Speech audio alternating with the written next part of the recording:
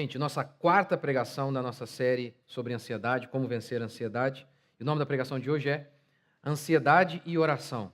Vou tentar defender o que Paulo fala, que o remédio para o que não é doença, a ansiedade, é oração. Vamos ler, Filipenses 4:4. Alegrai-vos sempre no Senhor, e digo outra vez, alegrai-vos. É uma promessa do Evangelho, alegria, mas é também mandamento. Alegrai-vos. Está no modo imperativo aqui, de imperador mesmo, de ordem. Verso 5. Seja a vossa bondade conhecida por todos os homens, o Senhor está perto.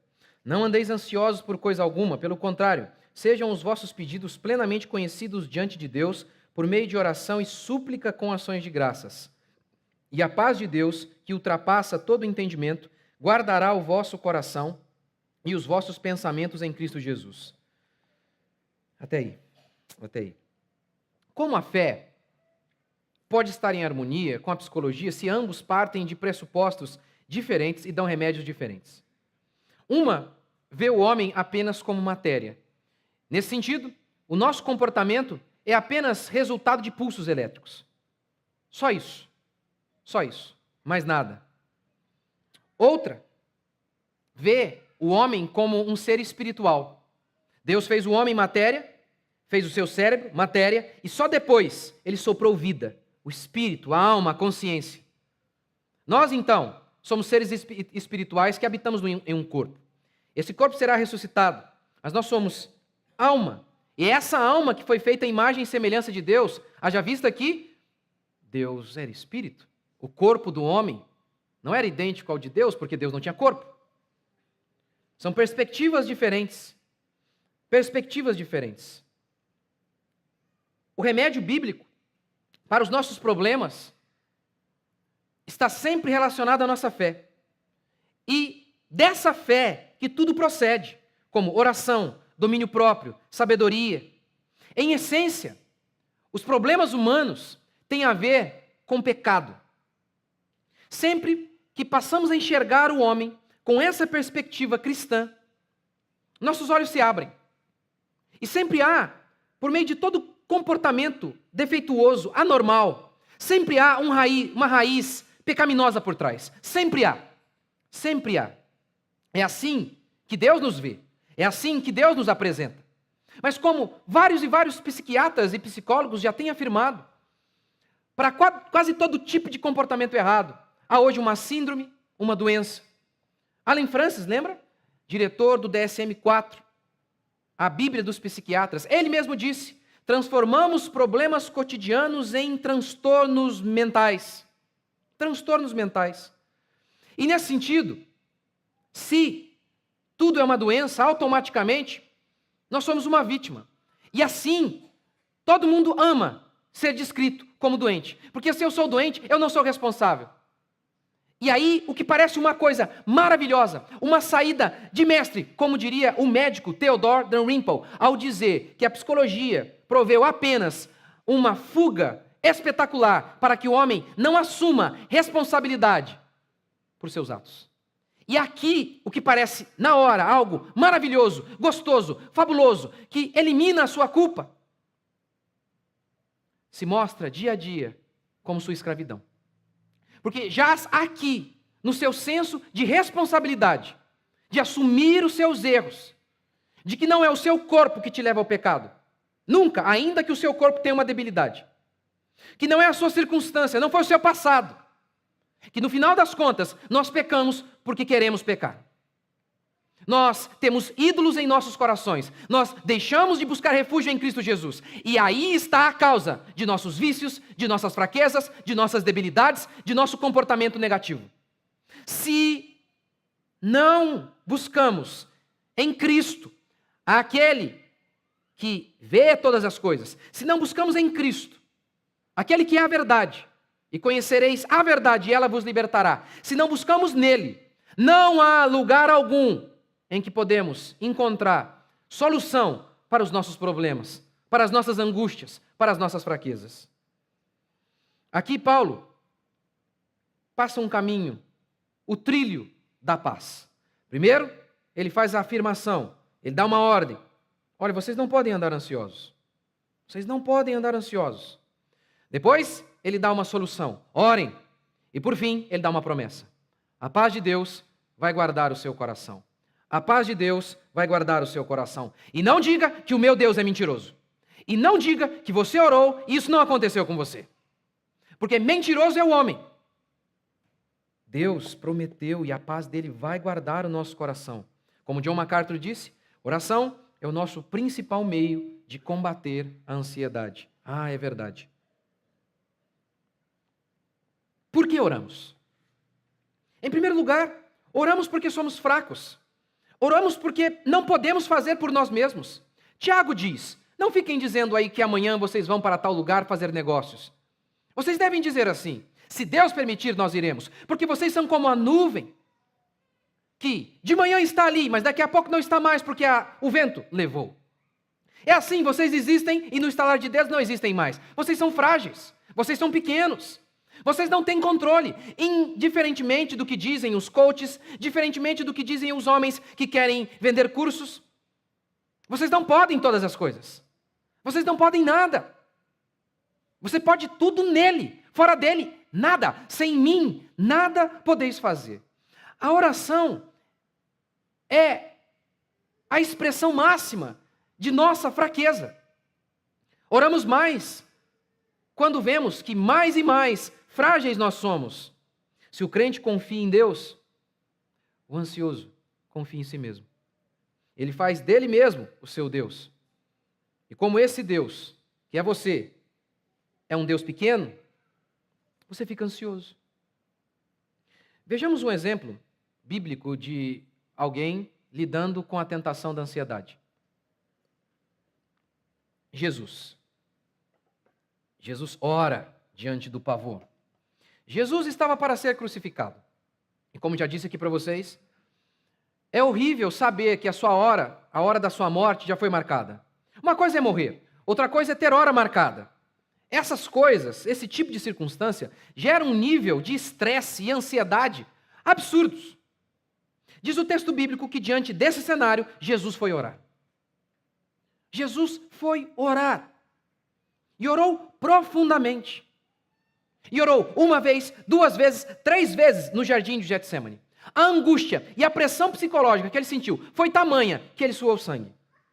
O texto bíblico declara que ele começou a se entristecer e a se angustiar. A minha alma está triste até a morte, ele disse para seus discípulos. Marcos 14 declara que Jesus foi tomado de pavor. Parece-nos que diante de um risco real, ser tomado de pavor não é pecado.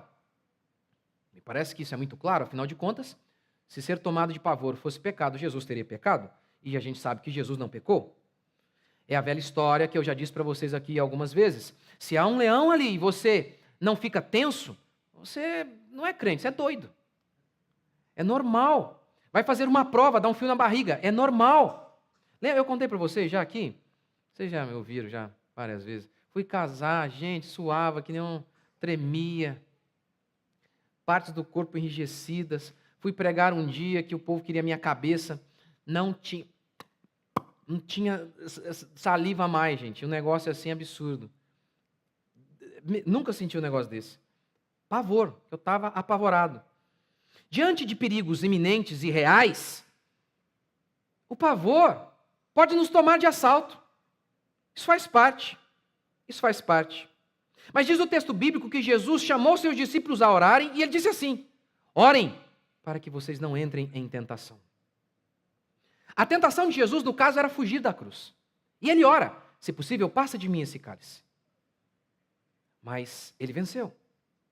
Diz o texto bíblico que apesar de estar sozinho, porque seus discípulos dormiam, diz o texto bíblico que Jesus, desamparado de todos, e isso foi se materializando mais e mais, porque todos os seus discípulos o abandonaram, mas ele orou e se recompôs e foi para o madeiro.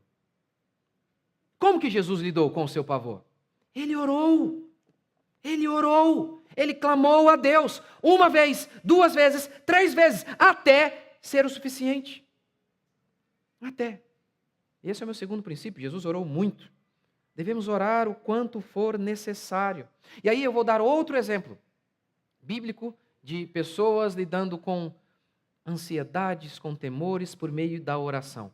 O texto bíblico declara que Ana era estéril e ela tinha sua rival, que tinha muitos filhos. Como William Hendricks disse, para uma mulher naquela época, a pior coisa que podia acontecer para uma mulher casada era ser estéril. Era uma desgraça. E ela era estéril. O texto bíblico diz então que ela foi ao templo e ela orava. Mas a angústia dela era tamanha, que diz o texto bíblico, que ela nem mesmo pronunciava palavras. Ela apenas mexia os lábios. Nessa hora, diz o texto bíblico, que o sacerdote carnal olhou e pensou, tá bêbada. Mulher, aparta de ti esse vinho. Já não bastava ser humilhada pela sua rival, agora o pastor está zombando dela. Imagina você ir para o culto, você está lá com a sua alma diante de Deus, o pastor chega e fala, irmã, para com essa cerveja. Agora não basta você ser estéril, você ainda é cachaceira. Parece que inúmeras e inúmeras vezes Deus permite mesmo esses endemoniados. Parece que inúmeras e inúmeras vezes nós somos acumulados de sofrimentos e humilhações. E Deus permite. Lembra-te pelo caminho pelo qual eu te guiei no deserto para te provar, para deixar você passar fome, para te humilhar. Lembrem-se disso.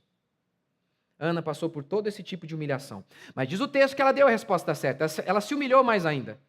Ela disse, não, meu Senhor, não estou bêbada. Não estou bêbada. Sou uma mulher angustiada. Estou derramando, essa é a frase que ela usa, derramando minha alma diante do meu Deus. Nessa hora, ela diz assim, não tenhais, pois, a tua serva por filha de Belial, pelo excesso de minha ansiedade e da minha aflição é que tenho falado até agora. E aí diz o texto assim, que o sacerdote muda o semblante e fala, vá em paz, que Deus ouça a sua oração. E veja o que o texto declara, assim a mulher se foi seu caminho e comeu, e o seu semblante já não era mais triste. Já não havia mais angústia. Já não havia mais ansiedade. Oração. Oração. Muito pode, pela sua eficácia, a súplica de um justo. Um homem de Deus orou e o sol parou. Nós não podemos orar para que Deus nos livre de nossos medos e nos faça fortes e bravos e corajosos? Você não crê que há um Deus que pode abrir o mar vermelho, mas é incapaz de te sustentar? Você não crê que há um Deus que foi capaz de pôr o universo em ordem, mas não pode ajustar o seu coração? Terceiro, a promessa. Paz de Deus. E a paz de Deus vai guardar o seu coração. Já falei disso outras vezes, vou repetir. A promessa aqui não é ore e aquilo que está em desordem será arrumado. Não. Apesar de Deus poder fazer isso, Ele pode. A promessa é ainda maior. É ainda maior. A promessa é, eu vou manter em ordem o seu coração, ainda que tudo ao redor esteja um caos. É tipo Jesus dormindo no meio da tempestade.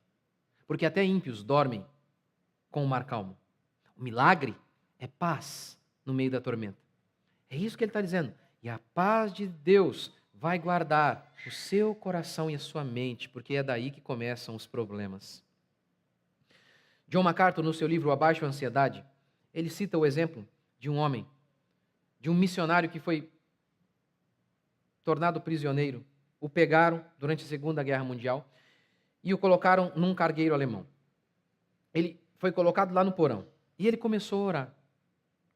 John MacArthur descreve assim, relatando o próprio testemunho desse irmão. Comecei a entrar em comunhão com Deus, com o Senhor. Ele me lembrou do Salmo 121. O meu socorro vem do Senhor que fez o céu e a terra. Ele não permitirá que os teus pés vacilem. Não dormitará aquele que te guarda. Então eu disse, Senhor, não há realmente qualquer utilidade em ambos ficarmos acordados esta noite. Se tu vais ficar de sentinela, eu agradeço, porque eu vou dormir. Essa é a promessa. Que a paz de Deus vai guardar os nossos corações. A paz de Deus. Deus quer nos fazer homens bravos. E bravos não de impacientes, de corajosos. Homens fortes. Como aqueles cristãos da igreja primitiva, eles eram. Sem tablet, sem internet. Eles eram grandiosos. Aquelas donas de casa que não sucumbiam diante de leões que vinham para cima delas. Deus quer nos fazer fortes. Qual a nossa diferença em relação aos ímpios? De que vale a nossa fé? De que vale a nossa fé se no dia das trevas não podemos conduzi-los à terra seca? Se no dia em que o mar está revolto, não podemos ser para eles um farol, não podemos ser para eles um refúgio. Se somos iguais aos ímpios, se ficamos atormentados como os ímpios ficam, o tempo todo, se andamos constantemente ansiosos, que testemunho estamos dando para este mundo? Quando estaremos sendo luz para eles? Ore. A questão é, as pessoas oram, os crentes oram, esse é um sinal de todo grande avivamento. Em todo lugar onde Deus moveu, e esse é o termo que carinhosamente os homens de Deus usaram ao longo da história para definir o mover de Deus. Épocas em que há muita conversão, que o povo de Deus retorna à palavra de Deus. Sempre há como uma característica básica de tudo aquilo que a gente chama de avivamento. Um povo que ora. Não é um povo que faz show. Não é um povo que é muito animadinho até, mas que não ora. Não, um povo que ora. É um povo que ora. Ora todos os dias. E ora e ora. Eu vou dizer mais uma vez, eu duvido. Se você parar, essa é uma outra dica para as próximas pregações. Se você diminuir as redes sociais, porque isso aí deixa você ansioso, eu vou explicar isso outro dia. Se você ficar nas redes sociais apenas para mim ver lá, cadê? Se você apenas vê coisas boas, palavras que edificam, ao invés de ficar fuçicando lá o fulano, que é o máximo, que tem a barriga chapada. Se você, ao invés de ficar alimentando a sua alma com lixo, se você começar a se alimentar de Deus, da palavra de Deus, orar, faz isso por 3 meses, depois você volta aqui. Eu duvido que você vai estar andando constantemente amedrontado. Eu duvido. 4, a oração tem que ser com ações de graças, diz ele. Vamos ler de novo, verso 6. Parte final. Sejam vossos pedidos conhecidos diante de Deus por meio de oração e com súplica com ações de graças. Isso aqui é fundamental. Com ações de graças. Como que isso nos ajuda a lidar com a ansiedade? Passar numa prova, é natural que fiquemos tensos. Diante de uma prova, diante de circunstâncias semelhantes. Isso pode ser uma tentação à ansiedade. Não é ansiedade necessariamente, mas pode te levar a um estado de ansiedade. Como fazer? Quando a gente ora, Senhor, faz a tua vontade, como Jesus orou.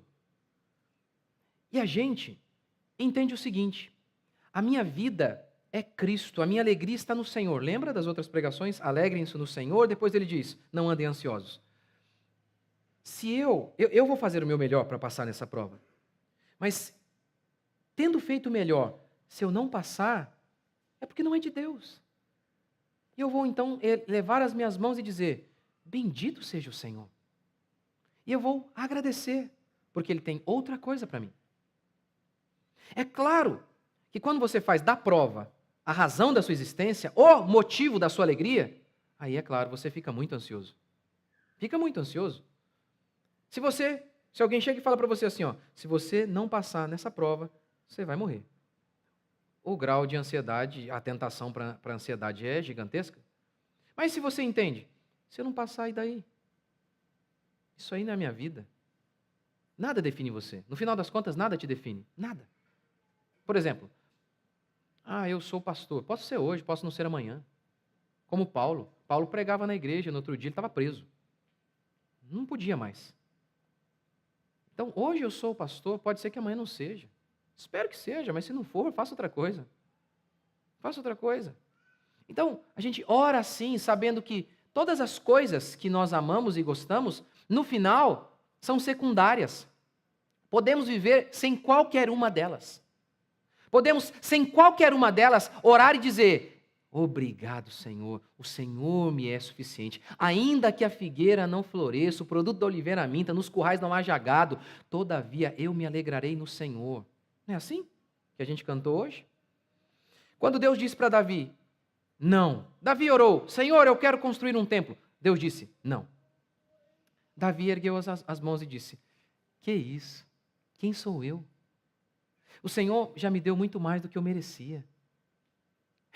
Obrigado, Senhor. Obrigado, Senhor. Ações de graças diante da perda. Ao invés de, por que ele foi embora? Obrigado pelo tempo que a gente ficou junto. Perdi o emprego. Obrigado porque eles podem tirar o meu emprego, meu nome, não a minha fé. Não a minha fé. Não a minha fé. Ou então a gente agradece também porque muitas vezes a gente acaba percebendo que aquilo que Deus tirou foi porque havia algum tipo de pecado ou de idolatria. Aí Deus tira. E aí então a gente agradece. Agradece pelo sofrimento porque a gente nota que é Deus tirando aquilo que estava nos afastando dele. Então o crente, ele ora sempre com gratidão. Sempre com gratidão. Até quando está faltando. Mesmo quando falta. Ele ora por mais, agradecendo por já ter muito. Porque ele sabe que ele pode não ter tudo o que ele quer, mas ele possui muito mais do que ele merece. Por isso que essa oração tem que estar sempre temperada com gratidão. Filipenses 4:11.